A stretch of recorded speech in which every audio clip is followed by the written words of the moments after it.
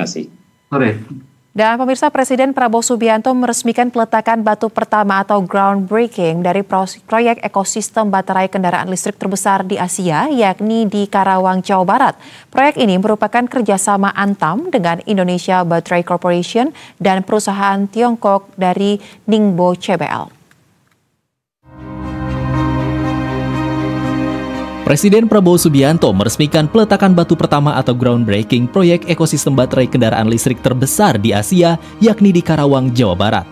Besaran investasi proyek yang dijuluki Dragon ini mencapai 5,9 miliar dolar Amerika Serikat dan menjadi salah satu bagian dari proyek strategis nasional. Proyek ini merupakan milik konsorsium antara Antam, PT Indonesia Battery Corporation, dan anak usaha CATL, yaitu CATL Branpi & Legend. Konsorsium membentuk perusahaan patungan yakni PT Contemporary Amperex Teknologi Indonesia Battery. Dalam sambutannya, Presiden Prabowo Subianto menyebut proyek ini sebagai wujud keseriusan pemerintah dan Antam dalam mendorong hilirisasi. Jalan kita menuju swasembada energi adalah listrik dari tenaga surya.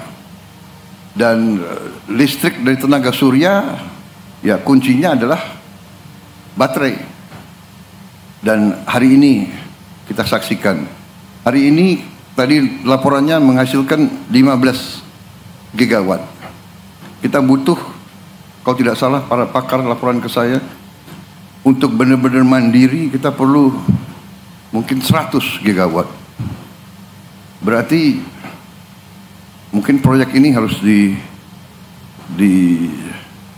lipat gandakan mungkin ya, dan saya percaya bahwa kita mampu. Proyek Antam ini terdiri dari 6 subproyek yang tersebar di Halmahera Timur dan Karawang. Fasilitas yang dibangun meliputi smelter, HPAL, pabrik katoda, hingga pabrik sel baterai.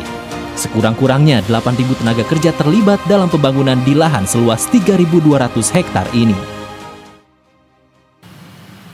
Untuk di lokasi ini Bapak Presiden, kita resmikan hari groundbreaking 15 gigawatt.